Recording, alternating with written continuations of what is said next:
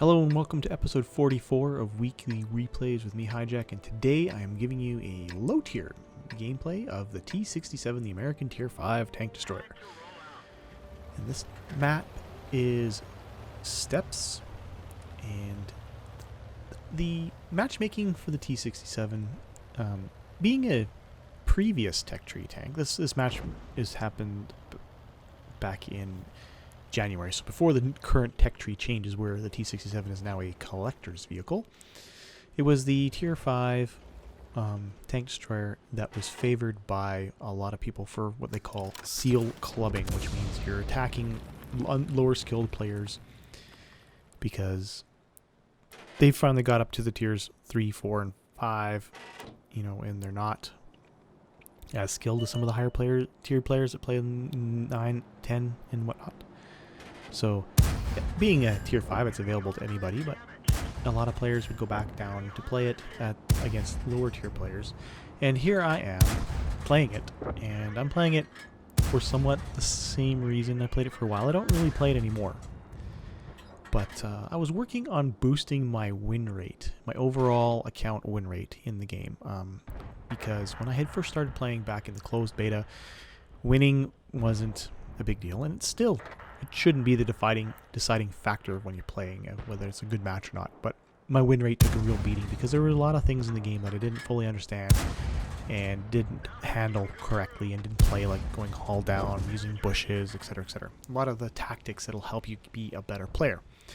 Within the last year or so, I started learning more and being a better player, or trying to become a better player, but I wanted to boost my win rate up a little bit because it was below the 49% rating.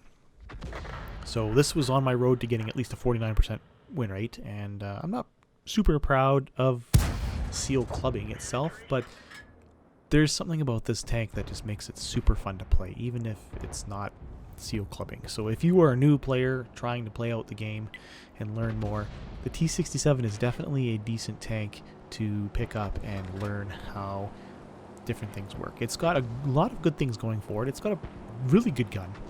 It's got a fast reload on it, a good penetration value, good ammo count, and it fires rapidly and is fairly accurate. Now, the turret rotation, on the other hand, is a downfall of this tank. It is slower to turn the turret, but it does have a 360-degree turret on it, so it is able to operate more like a medium tank than a standard tank destroyer that has just a casemate. Now, as you can see here, the tank is open-topped, which means you can't load vents as your part of your equipment. And it also becomes very susceptible to HE shells and artillery. But it is quick and mobile and small, so you can definitely reposition in the match. Like I said, a lot of players would play it as a TD/medium tank more than a camping TD or anything like that. I kind of preferred the camping TD style with it because I preferred that not getting spotted was the best defense for this tank because it does not have a lot of armor. It's a tank destroyer. Tank destroyers don't generally have a lot of armor, especially at the lower tiers. So not getting spotted is the key that I felt to playing the tank in my style. So I've outfitted this tank with binoculars and a camo net, which allowed me to outspot and stay hidden from view while shooting. So you can see here I've gone to the north A line, and I was hiding in a bush because we had lost the 1-2 lanes, but we had won the 9-0 lanes. But that position I felt was not a proper position, so I'm going to reposition using some bushes as well as trees in order to aid in my concealment factors there. I'll just knock down that tree, hoping that I wasn't spotted doing that, and I'm just going to, because there is 2 already left in the match, knowing that enemy tanks are going to be pushing up the 1 line and the 2 lines, I want to make sure I'm in good position in order to shoot them. Like I said, the gun on this tank is really, really good. And the third piece of equipment I was carrying was cola to help boost the crew skills. I don't think I had 100% crew at this point. You can see my accuracy is not that great right at this point. But I'm able to shoot fast, so very rapidly I can shoot. I'm trying to pick off the cupola on that DK-20-1, and I do happen to take it out, but he does shoot me but I take an arty splash for tracking me, and as I slid down the slope there, I did get spotted. And I'm only down to 4 rounds of regular AP ammunition when I've got 15 APCR and 5 HE, so they have an OI experimental out in the middle there, so I'm going to try and take a couple shots. And, the OI is big and slow, and is big flat armor, but it is able to be penned with the APCR rounds on this T67 tank. Now, the T67 will see +2 matchmaking, so you will have the odd match against tier 7, so it'll still deal fine with them, but you got to be a little bit more careful because you cannot take a whole lot of hits. Generally, though, you'll find yourself in tier 5, tier 6 matchmaking, and not very often you'll find yourself in with tier 4 tanks. Never usually anything lower than tier 4. Although technically you could see tier 3s, but it's just, if you ever do see tier 3s, it's just a heyday. So there you can see I'm aiming for the flat side of the turret on that OI experimental, the second one. And this last shot there just bounced off the gun, so it didn't actually pen. But I found this tank very fun to play. And like I said, it's very mobile. And the concealment rating on it is decently well. With a good crew, you can get good D range, and I'm going to just use that to my advantage with my poor aiming on the bishop, who gets ammo racked right before I can even hit him. So this match is been fairly even. It's 12-11 for us. 2 heavies on our side, me and an SPG, versus a heavy, a medium, and an SPG on the enemy side. So we've kind of hemmed in the enemy team to the 1-2 lanes. And the rest of us are all sitting in the center right side of the map. This is where the mobility of this tank is going to come into play, because eventually I'm going to want to move and reposition to get into better shooting lanes on the enemy tanks while they're in the 1-2. So I'm going to drive all the way around the map, going down the 8-9 lines and go all the way around the K lane, all the way around. Now I'm thinking about this and discussing this with the team currently that's left in the game, because I was thinking at the original time of playing this that sitting here in this bush should spot them, provided they push into my view range. But it's been a few minutes now and no one's been spotted, and you can kind of get the feeling when you're in the game, like when I was in this match, that they knew where I was going to be able to spot them, and they weren't going to want to push into the spotting range of me being to spot them, because then they could kill them. So it's better to just move around to a different position where they're not going to expect you to be. So the T67, it used to be a tech tree tank leading off to another tank destroyer for the US line. It has since been moved with patch 1.9.0. It's been moved into a collector's vehicle, so as long as you have a tier 5 tank in the American line, you can actually purchase this and play it. It is not a premium tank, so it will need a crew. And you will need to unlock the modules on it, but it does not need any further experience other than unlocking the modules. So my first thought here was to drive up the A line, B line in order to spot anybody down in that C2 area there, like where the OI was.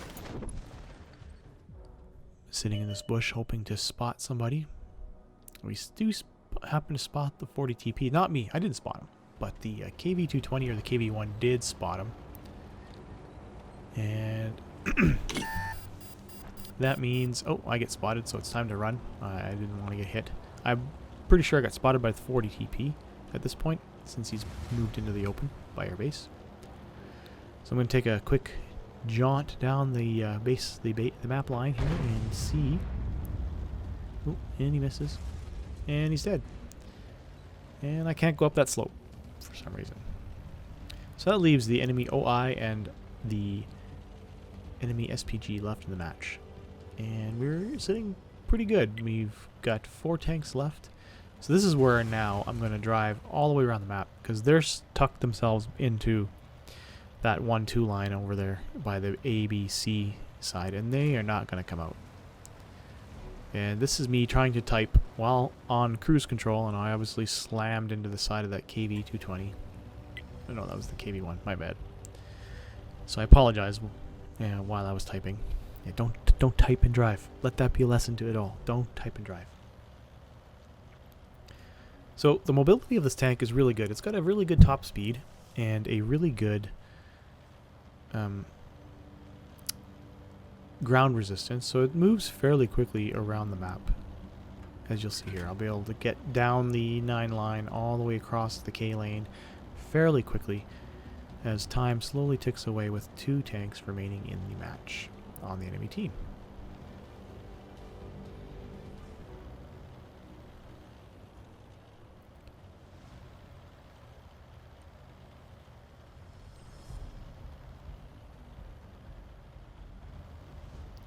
So as we discussed in the team chat, all of us are going to be looking at moving over to the 1-2 line, it looks like, and I'm trying to take some more of a scenic route in order to prevent myself from getting spotted. So I'm going to go up to some odd driving locations which are not normally traveled, just to make sure that I'm getting the advantage on spotting the enemy tanks. Now the mission time is running out, or sorry, the match time is running out. We're down to 4 minutes. So if we want to win, we have to destroy the last 2 tanks or cap out. So we're hoping the M44, he will eventually position himself to get into the cap. Now I was thinking the tanks are hidden down in the 2-3 line here, but it turns out that they're actually up over by C1, which you'll see in just a few minutes here. I didn't mean to spoil it, but I am taking a surefire way to make sure that I do not get spotted and get into good shooting lanes for when they get spotted. I make the mistake here of sitting behind this bush a little bit too long, thinking that they're up in by those rock piles over in the 2 lane, but the KV-220 would have spotted them by now, so I realized that quickly, and it's like, well, there's no point in sitting in the bush when there's already another tank out there to spot for me. So we'll drive up here, and being very cautious, very cautious, because I don't want to get spotted, because that OI could probably one-shot me, and the RD could as well, with a direct hit. Now we're pretty sure we know where the tanks are. They're over on this 1-2 lane, just around the corner here, so I'm going to pop around the corner, and boom, there we go. There's the OI, gets spotted, and the M44. I get lit and fall back, and the KV-220 dies. Since both tanks did shoot, I'm going to get into a position to shoot. And I'm going to take out this OI. Oh, I bounced the second shot. Oops. First shot went in, second shot did not, and I'm going to fall back until I'm not spotted again. Because one shot from him could probably either cripple me or take me completely out of the match. So I'm going to fall back and come at this from a different direction. Now the friendly M44 is taking out the OI, so that just leaves the enemy M44 left, so I'm going to quickly zip into place here and see what I can do, because I can take him out. I'm loaded HE. It's an artillery, so why not shoot HE at it? He gets spotted. I've got the side of his tank, so I'm going to stop. I've got time to shoot. First shot goes in. Second shot goes in and takes him out, and that is the match.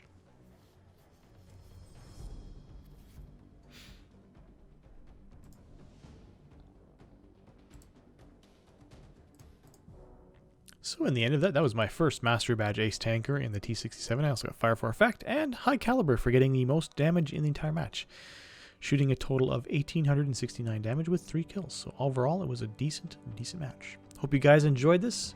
I do video replays every Sunday, so please click the subscribe button, and I hope to see you again next week.